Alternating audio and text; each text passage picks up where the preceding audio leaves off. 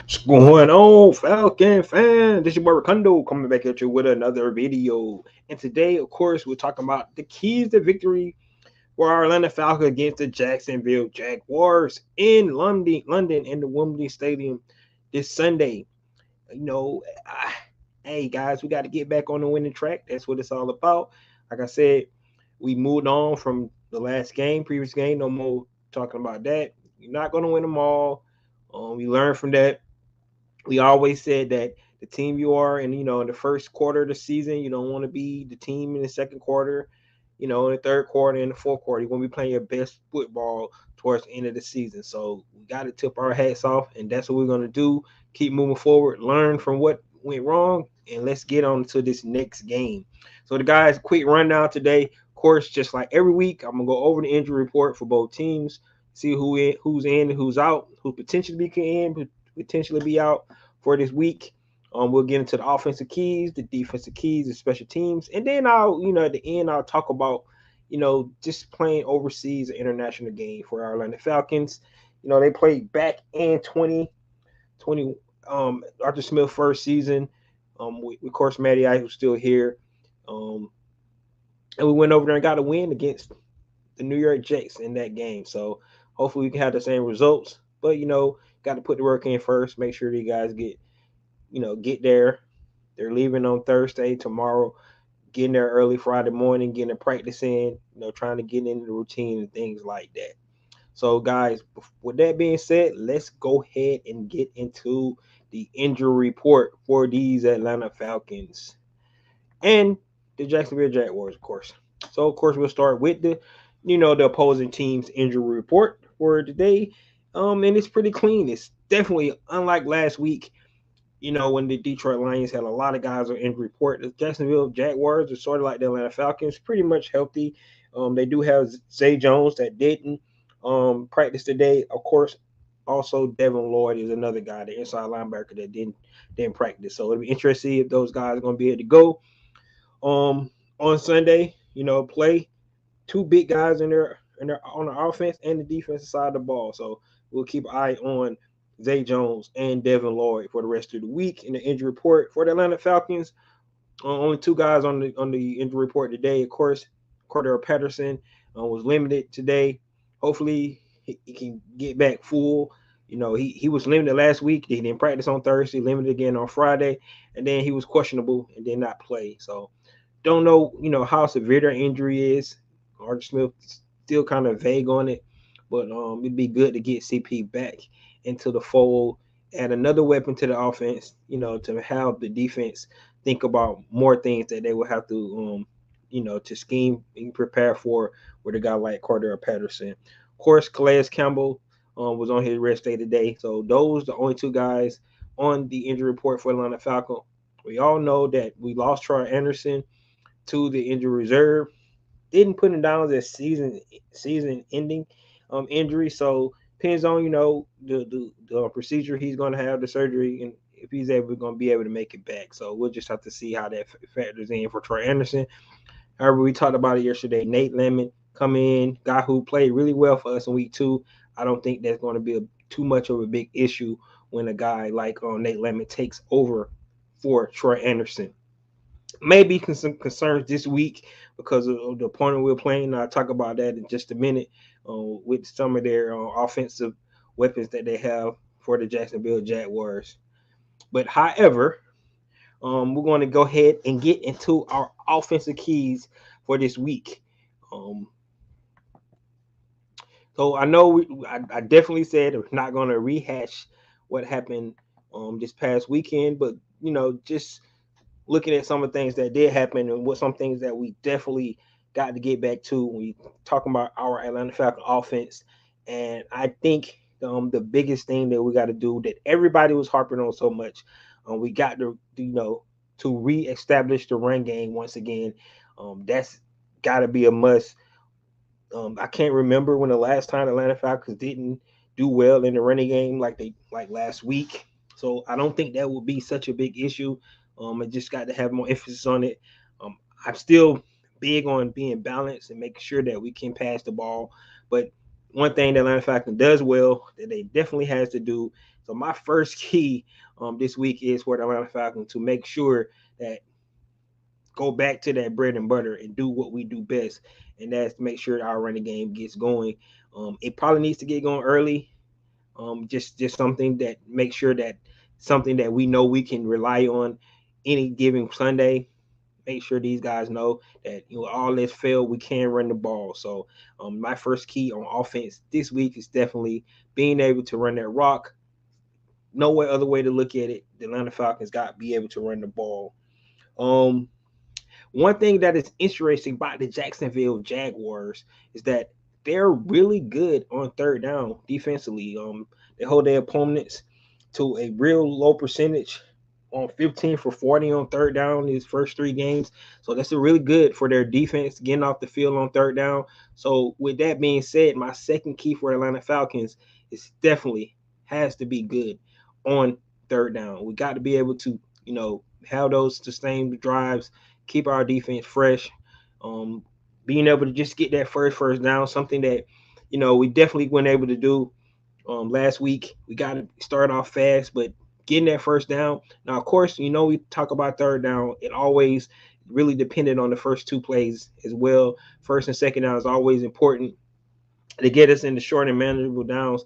So, you come out on first down, you get 1 yard, second and 9, right? The second down is not more as important as third down, being able to get at least half of that back so you can get into third and manageable. So the biggest thing for the Atlanta Falcons this week is to break the trend that the Jacksonville Jaguars have had for the first three games is to be better on third down than they've been holding their opponents the last 2-3 weeks. So I think that's an emphasis that definitely need to work on.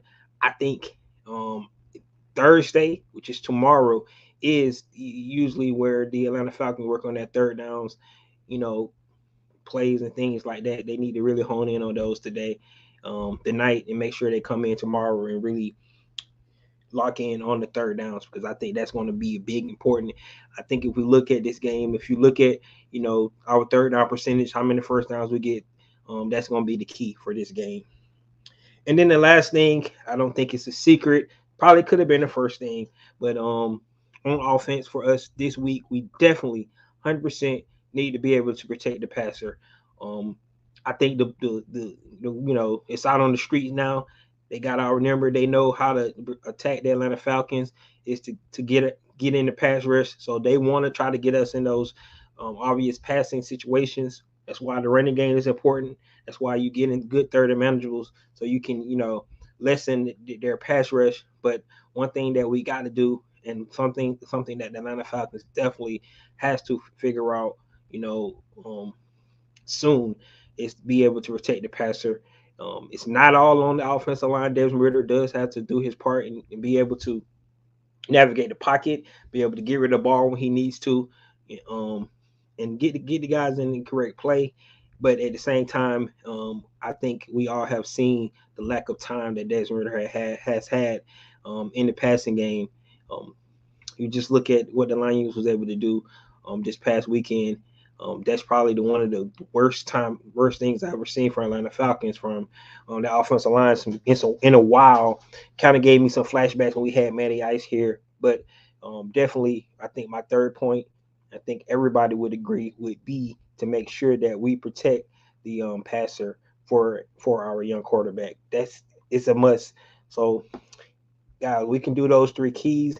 On the offensive side of the ball, I think the Atlanta Falcons can definitely get back on track this week. So once again, those are going to be establish the run game. We got to get back to what we do best. That's what we do. Atlanta Falcons known for a running team. As long as Arthur Smith here, I think that will be the case. Um, Second thing, be good on third down. We got to break the trend that the Jacksonville Jaguars is a good defensive third down team right now. And last but not least, let's make sure we get in those 30 managers and protect our passer so he can be more effective and efficient and be able to get our playmakers the ball. That's what we need to see from our Atlanta Falcons this week on the offensive side of the ball. So, guys, let me know what you think about my offensive keys. Let me know if you got any other offensive keys, something like that, that you think that the Atlanta Falcons could definitely key on this week. No key players this week. Everybody need to play well. That's my opinion. That's where I'm looking at it. So I want all the players to play well this week. I'm not going to pick any key guys. Let's get into my defensive keys. I can definitely say I've really been impressed with our defense already this season so far. Except for the sacks, of course. I think the sacks, hopefully they're gonna come. We still don't have that dynamic, guy that's out there that the Atlanta Falcons could, can go get the quarterback that somebody gonna have to worry about. I think the bigger pressure guys, our guys up the middle, Grady and Amayada, and some of the things that Calais Campbell do. I think our pass rush on the outside still is lacking a little bit. So um, I just hope that eventually we can start get after the passer. But other than that, from the defensive side of the ball, I am really pleased with what I have seen with the defense so far. Appreciate that, EQ. Um, so my first key on the defensive side of the ball is we have to put pressure. Have to. This is a must. We have to put pressure on Trevor Lawrence. It's 100%. It's a must. I'm not just talking about sacks, but we got to get him off his spot. We got to be able to make him think about it. We want to make sure he has to get that ball out of his hand. And one reason alone, because the Jacksonville Jaguars have lots of weapons. Right. This is one of the games. I think this might be the best group of collective group of talent we have played from offensive standpoint this year. You look at all their offensive weapons. So just going down the list, of course, you got C. Red going to come back and try to light us up, right? You got Evan Ingram, who just got a big contract. He's going to ball out. You got Christian Kirk, of course. You got Travis Etienne. We talked about Zay Jones, another guy that did not practice today. I don't know what's going to be his status. And then you got, Sunshine himself, Mr.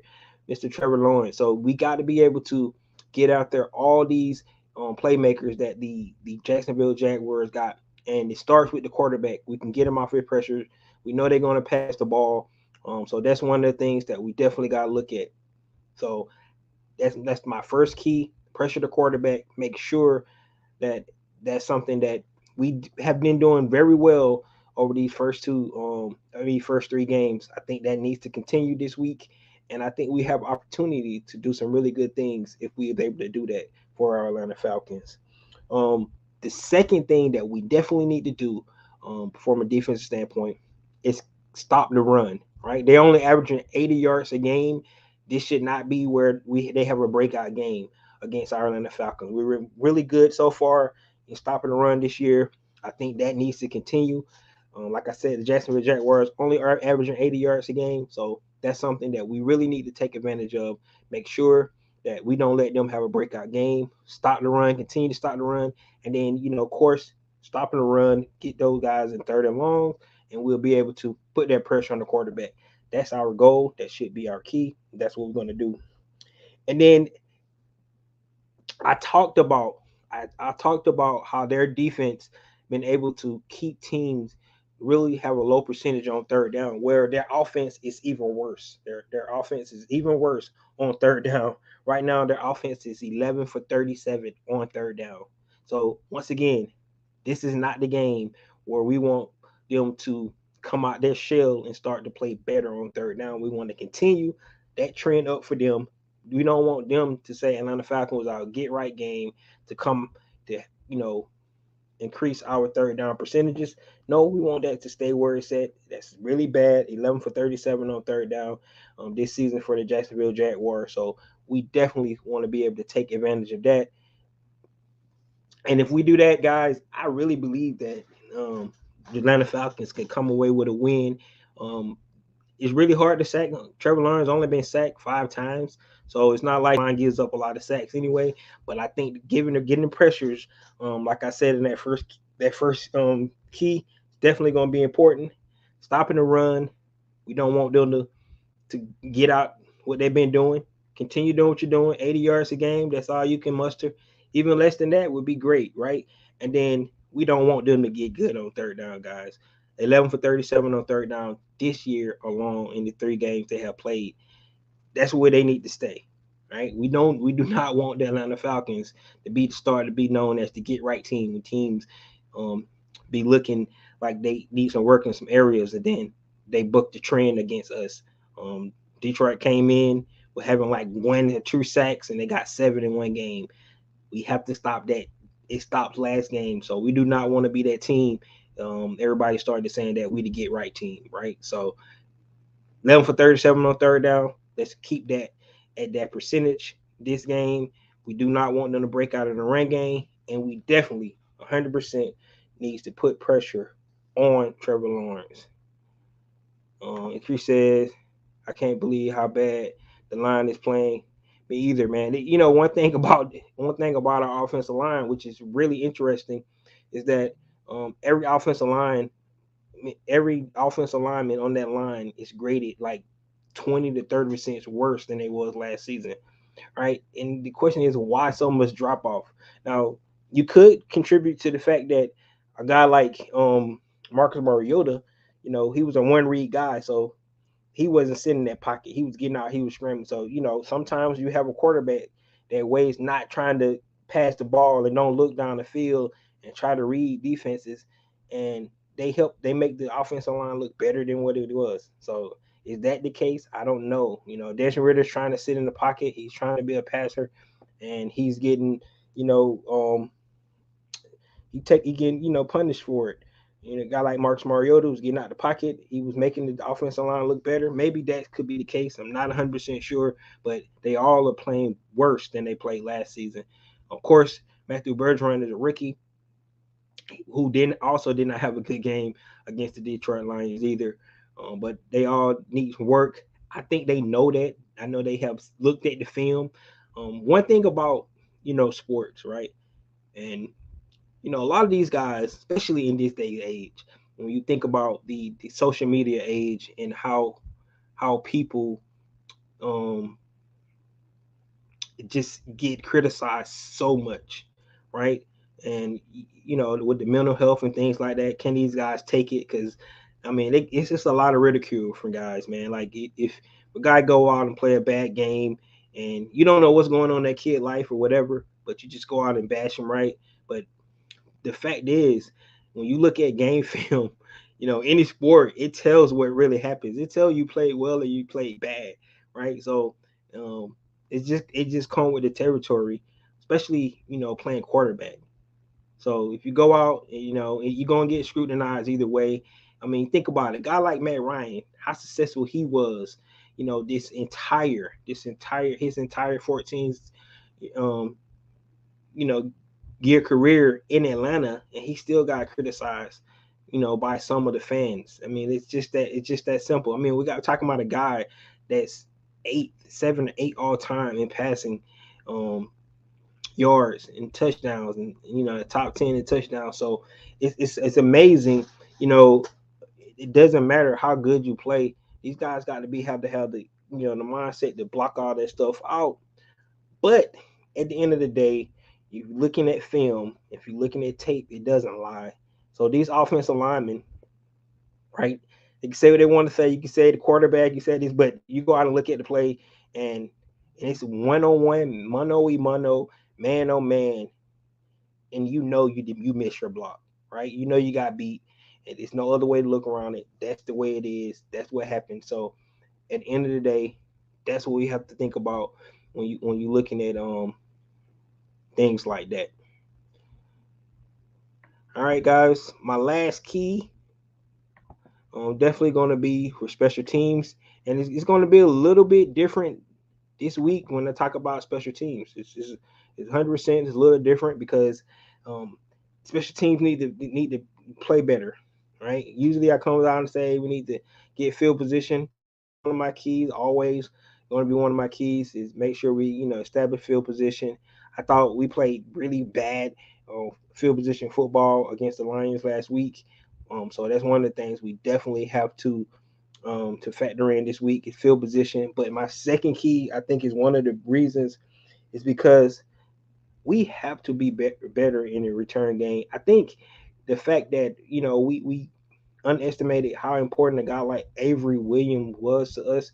Um, just he was the leading returner in the NFL last year when he got the ball, and that's something that we're kind of missing this year. Mike Hughes has not been that good in my opinion. Um, I mean, one good thing he does, he catches the ball, make sure we do able to, you know, to actually have an offensive possession on that drive. But at the same time, I don't think he's getting anything in the return game. So we got to be better in the return game. I think that's one of the most important things that we definitely have to do. So my first key um, this week in special team is going to be better in the return game, and it goes with Mike Hughes. Now it's going to be interesting to see, if Cordell Patterson can come back, because in the kickoff game, hopefully we only get one kickoff this week, man. That'd be awesome. We get one kickoff. That means they either get it to in the beginning of the game or at halftime. But one kickoff, I can live with that. I know you guys can as well, because I mean they didn't put any points on the board if we only get one kickoff. But but having a guy like CP back could definitely make it make something happen for us. So um, I would definitely love to see something like that. CP come back, but our return game has to be better in special teams. So that's my first key on special team. EQ says 370-pound man runs in between the center and the right guard. And say, yeah, they didn't touch man. Like I'm telling you, it was terrible. Like how Charles Barker said, terrible. It was terrible.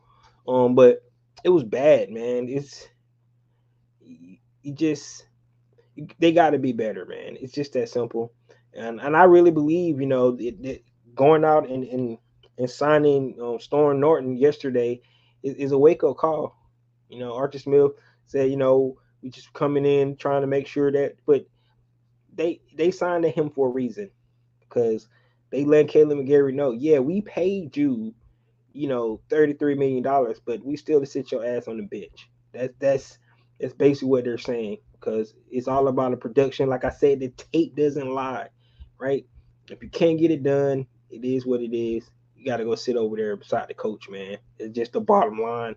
It, it ain't got it's I know people talk about the politics in football, guys making money and things like that, but if they're not getting the job done, that's why it's 53-man roster, because that means they believe in all 53 guys. And if one of the guys at the 53 is playing better than another, you need to put him on the bench. So um Caleb McGarry has to play better. Matthew Bergeron, we're going to give him, a break, because he's a rookie. He's going to make mistakes. I thought he played well the first 2 weeks. Last week he just got manhandled a little bit. He's going to have to come up with big challenge this week, because Jacksonville Jaguars got a big defensive tackle in there again. So him and Drew Dalman definitely going to be tested again. But um, those guys got to be better. And then it was something that happened today. I'm going to talk about this because we don't know what's going to come out of it. But you know, the Atlanta Falcons did restructure Jake Matthews' contract to free up by $7 million, right? Um, so can they be brewing up, a signing here soon somewhere, trade or something like that? We don't know. Could be just fixing the books to sign one of our guys that do it for a contract, a guy like AJ Terrell. So we're just interested to see what they're going to do, but they did free up more cap space for 2023. I think they had about 10 million, that 7 so about $17 million. And don't quote me on that, because I haven't looked that over the cap, but it should be about $17 million out there. So Falcons definitely could be eyeing something, some kind of trade, some kind of transaction here soon, freeing up that cap space for Jake Matthews. Just don't know, but more to come on that. We'll have to see. Might not happen this week because we about to head the London international game, but we'll have to see what happened with that. But good point, EQ. Definitely, the offensive line has to play better. All right, the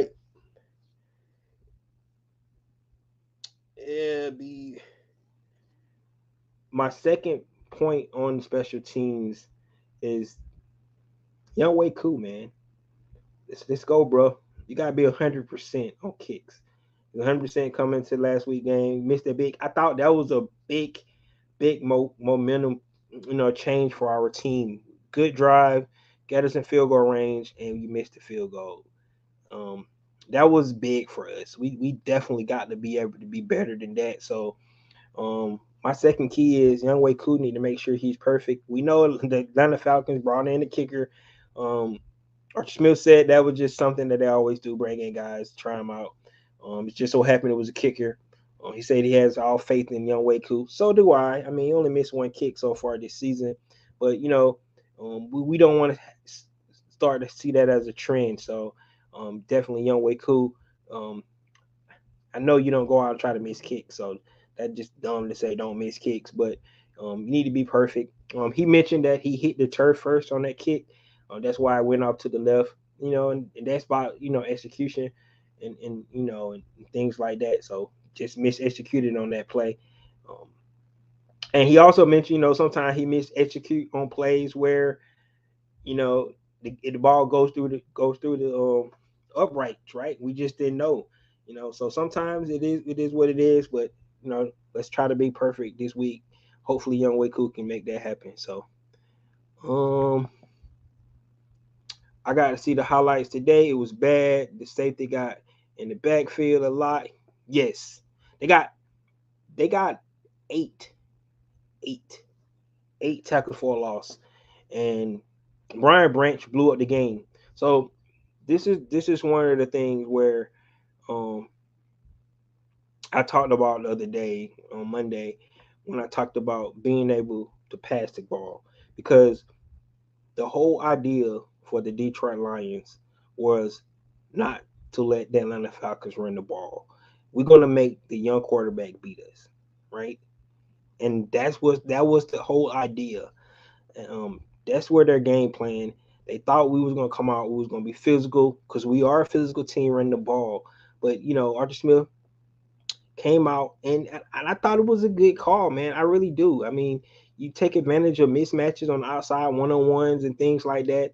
Get in the passing game. The problem is our offensive line couldn't block, right, for the quarterback, right. But I thought it was going to be tough sliding for our run game anyway because of the fact of the way they they they were stacking the box. They at one point in the game, and I wish I could have the screenshot for you guys, but they had 10 men, 10 guys within 5 yards of the line of scrimmage. They had one guy playing deep, and they had 10 guys from by 5 yards from the line of scrimmage. Their plan was not to let the Atlanta Falcons run the ball, and when in that case, you have to be able to pass. They whole plan was we're gonna make the young quarterback beat us, and we couldn't get it done. Arthur Smith tried. That's why he came out passing the ball, and I know everybody definitely didn't like that call. But if they're gonna load the box up like that, that means you have advantages on the outside. That should be your mindset. If they're gonna load the box, they're gonna put 8 in the box. You think my weapons on the outside are better than your defender, so we're gonna take advantage of that. But our offensive line couldn't hold up, and it got blown up. That's what happened. Um, that's what I'm asking about many times. They blitz. I don't think they. I don't think they blitz. I thought they were just coming downhill. They were just coming downhill, man. It was coming downhill. That's what they did. Yep, they were stopping the run 100%. That's why you got to pass the. You got to be balanced. If they're going to put 8 in the box, I'm gonna tell you right now. This is football 101. People can say what they want to say. This is football 101. Everybody knows this. If they're going to put 8 in the box, that means you have to be able to pass the ball. And if you got a guy we call a unicorn, right? And you got two big receivers like Mac Hollins and Drake London, you got to give your guys a chance, man. One-on-ones out there, because if they put 8 in the box, it's obviously one-on-ones on the outside. That's just the way it is. So our offensive line has to hold up though. That's the key. That's got to be the key. Our offensive line has to hold up. So good point. I like that you like you said you went back and looked at it, but that's what I saw. They was loading the box up. They was trying to stop the run, but on the process of stopping the run, they was stopping the pass too because we couldn't block nobody. All right, and then the last point on special teams, I already mentioned it. Of course, the field position got to be able to do something with field position this week. Um, believe it or not, getting the ball, you know, plus 35, on our side of the field, 35 and on, that's a good chance that you might at least get into field goal range, right? Couple of first downs, you're right there.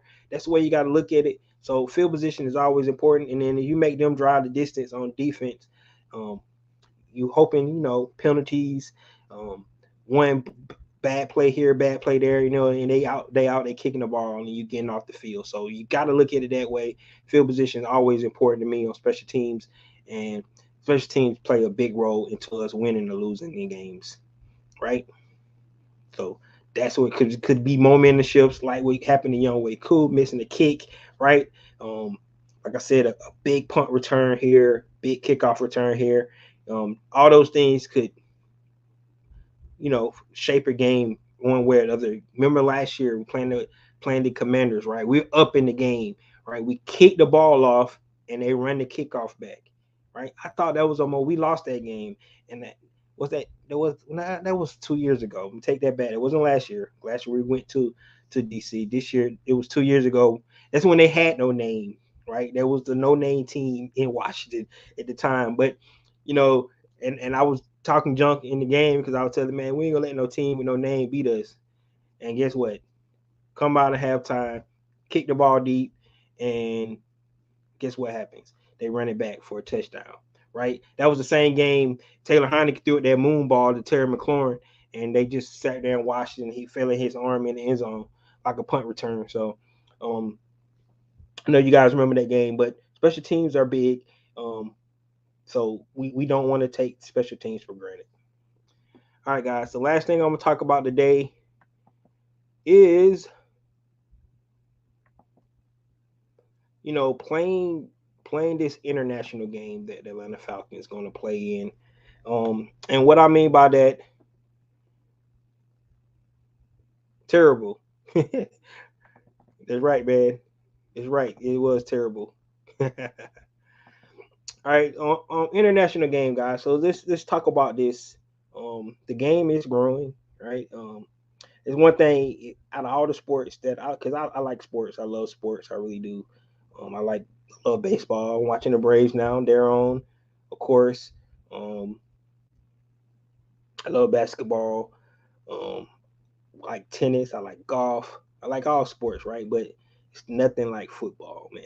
It really isn't, man. I just love, of course, the physicality, the will, um, and it's the ultimate team sport to me because I mean you got 11 guys and they all got to do their job because one guy on the offensive defense don't do their job, you can just like that you could it'll blow up the whole play. So it's the ultimate team sport. It's a lot of skill in it. I mean the chess matches that offensive defensive coordinators um you know go at each other. The fact that some of the defensive players, I go back to the way Ray Lewis and Peyton Manning used to have chess match with each other in game, right? Because both of them studied so much film, they knew each other's tendencies, right? I love the way how Deion Sanders talks about, he look at how they stance and their feet and stuff like that. He knows they're gonna go out, what kind of route they're gonna run, if they're gonna run block, or they're gonna go out for a pass, right? The studying of the game, the it just to me it's so much the different nuances in football that you got to think about. And if you just a casual fan, so much things that you'll miss. But if you love the game, you watch the game, and you really understand what's going on, it's just the ultimate sport, man. um but it's growing. It's going international. NBA already international. You see how big it is. Of course, overseas, soccer, their football is so large over there. But being able take the NFL to an international game. I think it's an honor for teams to go over there. Let the other countries see this awesome sport. And the fact, the Atlanta Falcons didn't have any primetime games this season on their schedule, but in reality they do, because they're going to be the only game on TV on Sunday morning at 9:30. So it'll be an international game. It'll be a primetime game for us. Yes, it's a brunch game, right? It's early in the morning. We got to get up. We got to go watch the game and things like that. But you know, our Atlanta Falcons be able to start the week off right. Hopefully, we started off with a W. And then football all the rest of the day. So that's what I like about this game for Atlanta Falcons. They go over there. Um, in my opinion, and yeah, it look like it's a Jacksonville home game because they go over there all the time. But I think it's a neutral field for both teams because you look in the stands, it be all kind of different, you know, team jerseys out there. It's not Atlanta Falcon team. I mean, they have Cowboy jersey, Green Bay jersey, Carolina jersey, Aints jersey, right? 49ers have so many different teams. So it's when they talk about international game, it's definitely that. Um, Not even sure how much they understand about the game. Some do, but just the fact that they just like it. It's a good atmosphere. You can see it. Only thing that sucks about it for either team, you know, you got to if you lose, you got to come back on that flight with a loss, right? That's just a bad taste in your mouth. So that's one thing about an international game. I think Jacksonville actually staying out there because I think they play again. So Atlanta definitely want to be able to come back, with a good taste in their mouth. It's going to be a big game. Both teams coming off losses. Jacksonville, had opportunity to go to 1-3 if they lose. We do not want to go to 500, 2-2, especially the way we start the season off.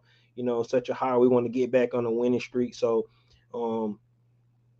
let's see, can we do that? But when we talk about an international game, just playing it, I think it's a big deal. I think that the Atlanta Falcons go over there and represent, and we are getting a fan base overseas. I know it's bigger in Germany right now than it is probably in London, but at the same time, we do have a fan base over there. You never know. Atlanta Falcons might, take up tradition of going every season as well, like the Jacksonville Jaguars, if we get a big enough fan base over there. But only thing about this game, which is really crazy, is it's only going to be on ESPN Plus. I don't understand why that's the case. So so just getting everybody heads up, better be and make sure you subscribe to ESPN Plus if you want to see the game. And then they're gonna do it something a little weird. They're gonna do a little Pixar where they're gonna actually have um I can't even think of the